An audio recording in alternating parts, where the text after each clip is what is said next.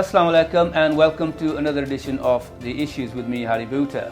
Today I'm joined by Councillor Zafar from Nelson Town Council and Pendle Borough Council, who is delighting us with his presence. After a long time we have requested for him to come and join us and answer some questions on his role as a councillor, and also he is, although born and bred in Lancashire and confesses to be a 100% Lancastrian, his roots go back to Kashmir, and so we shall be asking questions on his views on Kashmir as well. So welcome to The Issues, Councillor Zafar.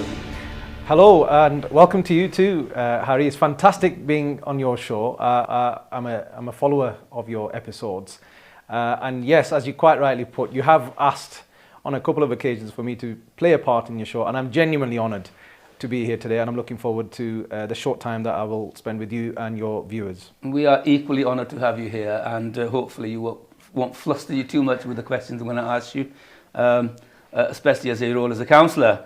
But first of all, let me just briefly give our viewers a brief history about you. You were elected as a councillor in 2015, and in May 2019 got elected on Pendle Borough Council, and you did your undergraduate study in Bradford Law School, where I am currently settled. So I hope you enjoyed your time at my city. Yeah. So going back to you as growing up in Lancashire, in Nelson, being born and bred in Nelson, tell us a little bit about yourself as growing up here as an Asian. What difficulties did you have? Well, Harry, you're always very kind to all of your guests, and I thank you for the kind introduction as well. You quite rightly put, I'm a proud Lancastrian. I was born and bred here in Nelson, in Pendle, in Lancashire. And like yourself, we obviously share more than one thing in common. I did, as you quite rightly put, also have experienced life on the other side of the Pennines in Bradford. Here in Nelson, my entire family, in fact the generation of my family that are here in the UK are based in Nelson. The other half are also actually on the other side of the Pennines in Dewsbury in West Yorkshire. So I've always been fortunate enough to experience life on both sides of the Pennines.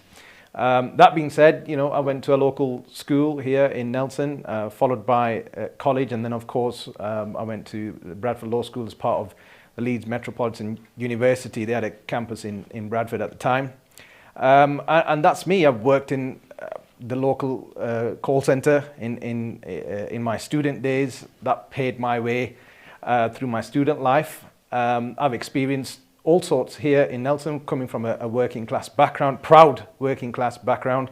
My father worked in the local mills when he first came over from Pakistan, alongside many of my uncles and alongside hundreds and thousands of the elders in our community here in Nelson. Nelson, as you will no doubt be aware, Harry, was a mill town, a very famous cotton mill town, and still even today has some of those mills, although they may not necessarily still be manufacturing as they did in the Industrial Revolution. Those mills are still here, and they remind me about my roots here in Nelson, and I'm very proud of having those roots coming from a working class background. Well, yeah, you said half your family's in Lancashire and the other half is in Yorkshire. Where have you been back to Kashmir? Do you have much contact with Kashmir and what's going on in Kashmir? Because we are, going to ask you some questions later on regarding Kashmir. Have you kept strong links back home as well? Indeed, Harry. My parents and our family here in the UK have very strong links back with Pakistan and of course Kashmir, as you quite rightly put. My ancestral home of my and that of my grandparents is from Kashmir. And I tend to go back to Pakistan probably every year. Obviously, we're in unprecedented times roundabout now. And believe it or not, Harry, I actually came back from Pakistan 19th of March, which is a couple of days before the national lockdown which took place here in the UK. So to answer your question, I have very proud links with Pakistan. I still consider my family there, to be a part of us even today here whilst we live in the UK. Well, I'm really glad that you know, 'cause sometimes people grow up in the UK and they don't go back for many years to the homeland. But it's good to hear that you keep a good, strong links with back home, and we will touch on the Kashmir issues later on. But coming back to your position as a councillor and getting back home to your direct job. Year on year, because a lot of people are concerned about the council tax, and the council tax rises. They go up every year. And what did the council give back in return? You know, why do not the public get value for the money? You know, they don't pay their council tax for tinsels and decorations, which is what the visible thing that people see, you spending your money on tinsels and decorations. That is not what the money is for. I have to disagree, Harry. It certainly isn't spent on tinsel and decoration. I came into local politics in 2015, and by no means I consider myself to be you know, a politician with a political career ahead of me. I consider myself to be a local volunteer. With my hat on as the chairman of Nelson Town Council since 2017, we had to make some very, very difficult decisions over the last 5 years, especially in my time since 2015. In fact, when I came into local politics in 2015, I was shocked by the level of cuts being placed upon Pendle Borough Council. Were you not shocked by the level of waste that takes place, right? The people, don't forget, householders, their incomes do not go up every year at the rate that the council put their taxes up, right? And if a householder who can't afford to pay the council tax because they haven't got employment, they've got low income in the house, right? The council sends in bailiffs. Okay, and they will clean out their houses. This is the only organisation that enforces its council tax revenue with bailiffs. All right. So each year we have council tax going up, but people are not seeing value for money, and they see a lot of waste. That's what my question is asking is why have you got, you know, you're seeing the level of cuts from the government. You're going to tell me in a minute, but how do you address the waste that takes place? Well, Harry, I'll answer your question directly. As I mentioned, when I came in 2015, I was genuinely shocked by the level of cuts being placed upon Pendle Borough Council, who's obviously the authority that's responsible for council tax. As a town council, we have a precept element on the council tax, and that pays for a number of functions. In terms of wastage, look, that's a separate topic, probably for a separate day, but in terms of how we as decision makers on the council have to make these really, really difficult decisions to protect not only the heritage and the identity of the town, but key and important facilities. Various different tiers of government exist here in Pendle. You've obviously got the town council, you've got the borough council, you've got the county council. Who's over in charge? Is it Labour or Conservative? You know, who's responsible? Is it Labour that's responsible? So presently the town council is a Labour-run town council. Labour-run council. You're going to now blame the government for the cuts. Oh, well, if you let me answer the question, Harry, we'll come to who's to blame. As I mentioned, in 2015, I came into local politics. At that moment in time, there was so much in terms of pressure being placed on the borough council to make massive millions and millions of pounds of cuts to their own budgets. Naturally, that meant certain facilities being either cut, getting rid of for life, or turning to the town council and asking the town councils, not just Nelson Town Council, but other borough and district authorities in the area were having to do the same thing. As councillors, it's our job to listen and act on the views of those people who've elected us. You know, let me just correct you. The town council budget was not cut. It was not cut. I haven't said the town council budget was cut, Harry. What I'm suggesting is that the purpose behind the town council, when I came in 2015, was to protect local services, local facilities, due to central government cuts which were being placed on the borough council at the time. Things like, let me give you an example, Harry. Things like the town centre events, which bring out communities throughout the town into the town centre. Festive decorations, for example, we're in December 2020 as we speak. We've had to invest in the festive decorations because they play a part of the community's life. So when you mention tinsel and decorations, that's just one aspect of community life. We invested... That is all that they're saying, like on the 12th month of the year, a few tinsels and decorations going up for the hard-earned money that they are giving the council. You know, they want to see improvement in public services. That is what their priority is. You're absolutely right, Harry, and it's unfair for you to continue to suggest that it is just tinsel and decorations. I'll go back to trying to answer the question. Security in the town is a must. We invested in CCTV security systems throughout the town of Nelson, which is monitored as part of an agreement with Blackburn and other councils in the area. We treated security with such importance that an element of the precept goes towards monitoring all the CCTV cameras in our town. There was a time when CCTV cameras were just there for dummies. These cameras are monitoring, they're recorded 365 days a year. What we have to remember is different tiers of government play different roles within our community. You know, if you want to talk about Pendle Borough Council, for example, the Borough Council is responsible for a whole raft of facilities. You know, key one being obviously household waste, for example. Cemetery charges is obviously under their control. But as a town council, you know, we're sort of left with the bottom end of facilities where we have to, you know, protect the identity of the town. For example, at this present moment in time, Harry, sorry to interrupt, but I'll just finish my point. That at this present moment in time, our parks in the town, we have 3 beautiful parks here in Nelson. And I'm sure the situation is the same across East Lancashire and probably across the northwest of England. Our parks they bring about hundreds and thousands of pounds worth of maintenance costs.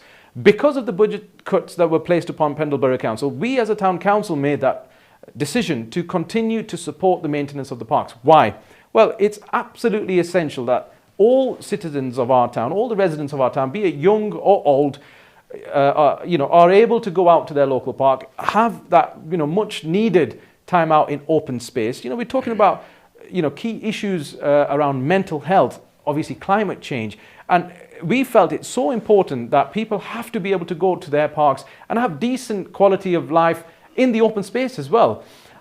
These are some of the important decisions that we have to make. Let me just say, you mentioned the different tiers of a government, you know, and as a town councillor, you know, is town council a value for money, or do you think it's just another tier of bureaucracy that you can do away with, and therefore all the expense that's involved with the town council? No, it absolutely is value for money. It protects local facilities. I've mentioned only a couple of those. We could be here all night and I could discuss every aspect of our budget, but it's important to have town councils because we're on the ground. We are the lowest tier of local government. We're on the ground making sure that those facilities where somebody with a calculator is sat around, unfortunately having to make decisions to cut services, we can be turned upon to try and protect those services for the town. And I'm sure it's the same across, as I've said, East Lancashire and the northwest of England, and of course other authorities throughout the UK that have had to face massive government cuts from central government. Thank you. You're watching The Issues with me, Harry Boota, with Councillor Zafar. We're going to take a short break and we'll be right back.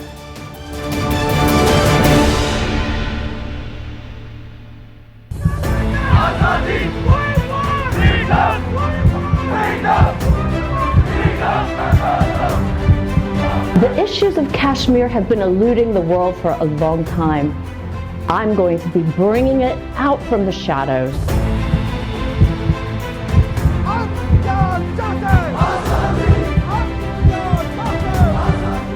Why is the world ignoring Kashmir? And will the world continue to turn its back on 2 warring nations, both of which have nuclear capacity?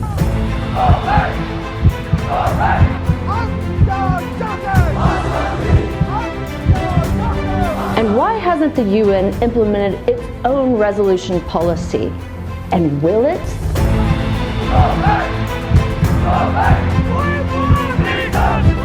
And for all these questions, we will be digging for the answers to these tough questions. Please stay tuned for my new program, exclusive on Kashmir, The Pulse with Kirsten Seymour. Watch for it.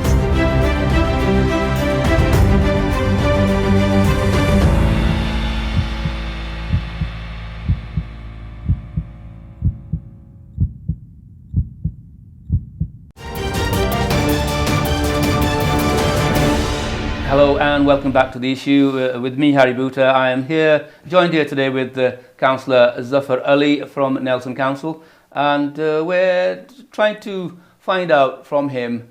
He's the chairman of Nelson Council as well, and we're trying to find out, in his position as a chairman, he's got a lot of influence, and what sort of things that he can deliver for the BM community, especially the Kashmiri communities that are in Nelson and in Pendle and generally around this area. Councillor Zafar Ali, welcome back. What I wanted to ask you was, there is a Kashmir working group. I think it was started with the Pendle Council, and do you think, as a chairman of Nelson Town Council, would it not be a good idea, as somebody with a Kashmiri background yourself, to start, commit to me today that you will start a similar group in Nelson Council? Thank you, Harry. It's a very important question, and of course a really, really important issue. I'm proud of my heritage, and I'm proud of my background of Kashmiri origin. Mm-hmm. I've forever and a day, since my involvement in local government and local politics, taken a part and continued to play a part amongst various groups who are highlighting the catastrophic situation in Kashmir, which of course requires international attention. Here, as a local councillor, of course I have a voice. I'm elected by the people of Nelson and of my ward, and I'm here to represent their views. But at the same time, it's really important to me, and of course to my colleagues, to make sure that the Kashmiris and the Kashmiri Awam is given a voice, and that they aren't ignored, and that their cause is still highlighted to this day.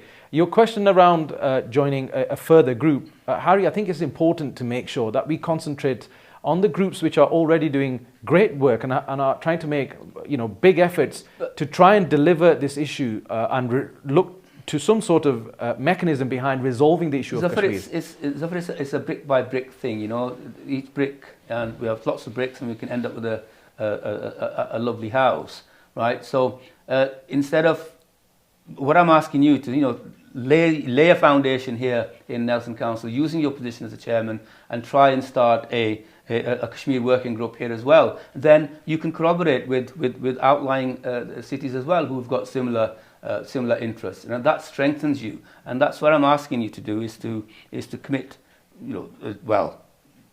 make some kind of a way forward, that you are prepared to look at starting a Kashmir working group in Nelson Council, because that will give a lot of support for the Kashmiri community around here. Well, look, I absolutely agree with you, Harry. More efforts need to be made, from a local, national and international angle. Of course, the government has a part to play, from local individuals, local members of the community. We all have a part to play. As I mentioned, I'm a member of the Labour Friends of Kashmir group. I've spoken at various different peace vigils. I've taken part and spoken on motions against Modi's government and the catastrophic effects of the government's action in Kashmir. I just feel that we need to continue working with those groups who have made their inroads now. And I agree with you that there is a brick by brick process. I am, and I'm proud of the process that I'm currently involved in. I just feel that more needs to be done with those groups who, as I've said, have already got those inroads here on the ground. How many Asians are there in the town council? Well, it's an interesting question. Without having to think about it, I would say there's over 50%. Is there? Over 50%. Is that kind of representation, you think? Underrepresentation? Is it that kind of a representation, nearly 50-50 representation? No, I say it's over 50% on the town council, that is. And at the end of the day, in terms of who's elected on the ballot paper, that of course there's a part to play from the parties who nominate candidates, etc. But I think what's important to understand is those candidates who are in their seats in various council chambers up and down the country are there to represent the views of their ward, of residents in the area, and of course at the same time highlight and tackle those issues which play such an issue in daily life here in the UK. And when certain issues like Kashmir, Palestine, these sort of issues come around, they have to be highlighted even from a local angle. So the question about how many members of the council are of Asian origin is a valid one. It's over 50%, and we all, I'm confident that the colleagues and the group of colleagues that we have, we've all tried to play a part and will continue to play a part to highlight the issue of Kashmir. Okay, another question that is quite burning with people, they want to know the answer to, about Unity Hall. Unity Hall was a flagship project, and it'll probably go back to answering the question about the waste of money that the councils, not just Nelson Council, but I think majority of the councils around the country where a certain administration takes over, we start to, and I'm not being party political here at all, right? It's just trying to be factual. So Unity Hall is a flagship project of the town council. Has this been a success? It definitely has, and I'm proud to have been a part of the team that brought this heritage-rich building back into community use. For your information, Harry, the hall itself was actually the second assembly hall of the Independent Labour Party. It has such rich history around. It may have such history, Zafar, with all due respect, but is it a waste of money? Not at all. It is not. People do not feel it's value for money. Well, it is most of the majority of the time it is laying empty and unused. Well, that's not true. Wherever you're getting the information from needs to be checked, Harry. We are currently in a pandemic, so of course the centre will be closed due to government restrictions. But in terms of the use, pre-pandemic and I'm sure post-pandemic, the hall is there, the building is there for the community. We have a healthy eating cafe, we have training rooms. In fact, the town council uses it for its own committee meetings too. We've had hundreds of birthdays, mendis, various different parties of a different nature. And the purpose behind the hall was exactly that, to bring the community together and to make sure that we don't lose a building with heritage value. You're saying that used by hundreds and hundreds. Let's have some figures. My information has come from a paid Labour member who involved with the project down there. Okay, it is very, very underused. Well, it's a huge waste of money. Okay, I'm more than happy. Sell it. They want to, why not sell it if it's losing money? Let me tell you, Harry. We bought the building for £1. We spent somewhere in the region of £180,000 on a heritage-rich building, which is used and has been used by thousands of residents over the 2-3 year period that it's fully in use. We're in a pandemic, so clearly the building's going to be closed. That being said, the building's not a waste. In fact, Harry, you might appreciate this given your background in armed forces, and this building, because of its heritage value, we've just recently secured a heritage lottery bid which is designed to celebrate the life of Selina Cooper, who was a suffragette. She was a suffragette who lived in Nelson. As I've already mentioned, the hall itself was the second assembly hall of the Independent Labour Party. It's got so much history behind it that it would be wrong. It would be wrong to turn, as a Nelson resident for me, to turn our backs on such a heritage-rich building. So there's an ongoing project, a heritage lottery project, ongoing with this hall, and I'm proud to be a part of the team that's brought this to life. Heritage-rich, if it's paying back to the community that funds it, okay, that it not to be at a loss all the time. The public do not want to see councils trying to acquire buildings and then let the public pay for their upkeep, etc., when they are not self-sufficient. They should be self-sustaining. They should fund themselves after the council have invested money. But if it's constantly losing money, then it's a bad investment, even though it may be a DESRES building. Well, there's a plan, a financial plan behind the building for it to become funded itself, which is, and I'm confident that we will reach those targets in the near future. That being said, the actual use of the hall has been so popular because of its low cost. We deliberately kept the cost of hiring the hall, coming to the cafe, using the training rooms at rock bottom prices. In fact, and I'm happy to be challenged on this, it's probably the cheapest hall hire in the whole of Pendle. And I'm happy to be fact-checked on that. I'm sure that resonates with why the building itself could be losing money. The cheapest is not always the best.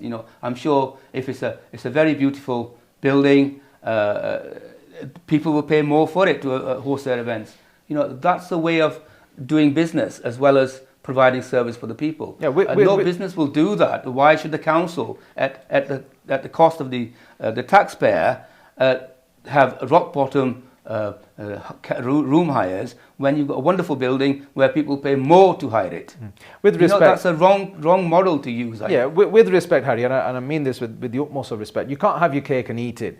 On the one hand, you were stating that this is an underused hall. Now that I've obviously corrected you on your view on that, now you're challenging me on the rates. I understand your view in terms of the rate should be of a certain nature to try and bring back a return. And as I've already mentioned, there is a financial plan, a progressive plan behind that. In fact, the hall, as I've already pointed out, is of such good use that we've already started taking bookings, post-pandemic. We're having to turn people away even now, whilst the government restrictions were reduced at some point a couple of months ago, but, for the safety of the residents, we had to turn people away. This hall, as I've said, and I keep saying, it's a heritage-rich building that still has a long-lasting use and effect for our community, and I'm proud of the team that brought it to life. We've got very little time left, and I think we've got a couple of questions to go through. And the next one is on Kashmir. India, what's the problem with Mr. Modi and minorities, especially the Kashmiris in this case, and also now that we've got additional minorities that are suffering, which is the farmers, as you know, they're sitting around Delhi, camping around there because they've got issues with Modi government, and also the Sikhs as well. So Modi and the minorities, what do you think? What is the problem? It's very simple, Harry. Modi is a fascist. His government needs to go. This project that the Modi government has tried to develop over time, obviously first targeting the Kashmiris and now a further minority in the farming community. The government needs to go. It's a fascist ideology. Modi is a fascist. Would your leader turn around and say, well, Modi is a fascist? Well, when you say your leader, if you mean the leader of... No, I'm saying, it's wonderful to hear you say that Modi is a fascist, but would Sir Keir Starmer, would he back your views as well and call him a fascist? And I'm sure if your previous leader was in place, he would support that view as well. But the current leader doesn't seem to think have the same views. Well, Harry, Sir Keir Starmer is entitled to his own views. He's the leader. But he's a leader. He is the leader of the Labour Party. The Labour Party itself has set out its own view, its own angle in terms of how to deal with the Kashmir conflict. But it is my view, and I'm more than happy to repeat this view. I strongly believe in this view that the Modi government... What is Sir Keir Starmer's views on Kashmir? Well, of course, Harry, you have had extinguished guests on your show who've highlighted the views of Sir Keir Starmer. You have obviously pointed out that is at odds with what's actually required. I also agree that the human rights situation in India needs to be highlighted. The Labour Party has a part to play in making sure that they are highlighted. But ultimately, Harry, the actual issue is with now, in my view, the UN and its resolution, the outstanding resolution to start this process of self-determination for the Kashmiris. But UN had 70 odd years to try and enforce its resolution, its own resolution. But United Nations does not have teeth, as we all know, as previously been discussed in one of our other programs as well. That the purpose of UN is totally unnecessary in any sense of the word. Harry, what I will say for the benefit of your viewers, I absolutely agree that more needs to be done. Regardless of political persuasion, this is an international issue. It needs to be dealt with. And I would urge all viewers who share, and they must share the thought for the Kashmiri lives that are being lost, to write into their MPs, regardless of political persuasion. This issue has to be highlighted by every single MP, regardless, as I've mentioned, of be it a Tory MP, Labour MP, Liberal Democrat, whoever it is. I'm here on your show on behalf of the local residents. I appear with various different hats on, but there's only so much you can do as a local councillor. But one thing I will utilise this opportunity to say to your viewers is we must highlight the issue of Kashmir. We have to write to all the MPs. Well, that's wonderful that you're going to highlight the issue of Kashmir. What would you do to change the perceptions of your own leader on Kashmir to start with? Well, as I've already mentioned, I'm a part of the Labour Party Friends of Kashmir group. There are going to be various different conversations to be had with the leadership team, and those conversations are being, they take place regularly. In fact, I was part of a webinar only yesterday, Harry, here. We're obviously in December 2020.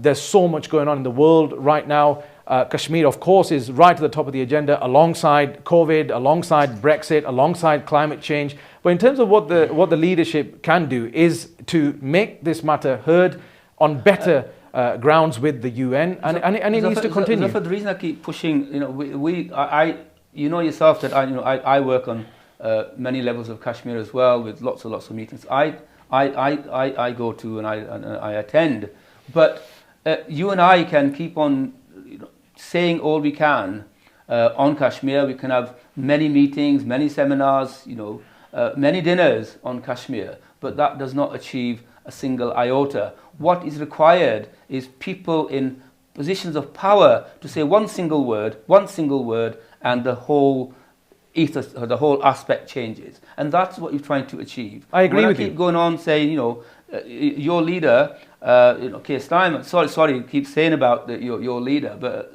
Sir Keir Starmer has, he kneeled down to support Black Lives Matter, right? What would he do? Would he go down both knees to support the Kashmiri lives? Because what's happening in Kashmir is far worse than what he's seen outside of Kashmir. Yeah.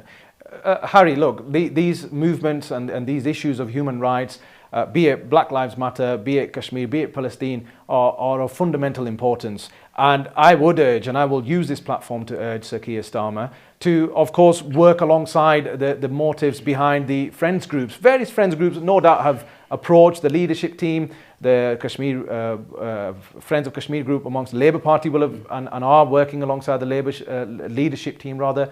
And that work needs to continue. As I've mentioned, Harry, the issue is we are in unprecedented times. Kashmir is at the top of the agenda, and you're absolutely right. We have to do more. Those people with power have to do more. And, myself, as I've mentioned right at the beginning of your show, I don't consider myself to be some, individual with a political career ahead of me. But that being said, the position that I'm placed in, I will utilize that position to highlight the catastrophic effects of Modi's fascist government and the decisions that are being made in Kashmir. And I will try my utmost best to take away from this platform here today, from being sat here talking to you, Harry, and take it to various different platforms as I may be able to do. And I will urge once again all viewers to do the same. We have to write to the MPs. The MPs are the ones who sit in the House of Commons. The MPs are the ones who can continue to internationalise this issue.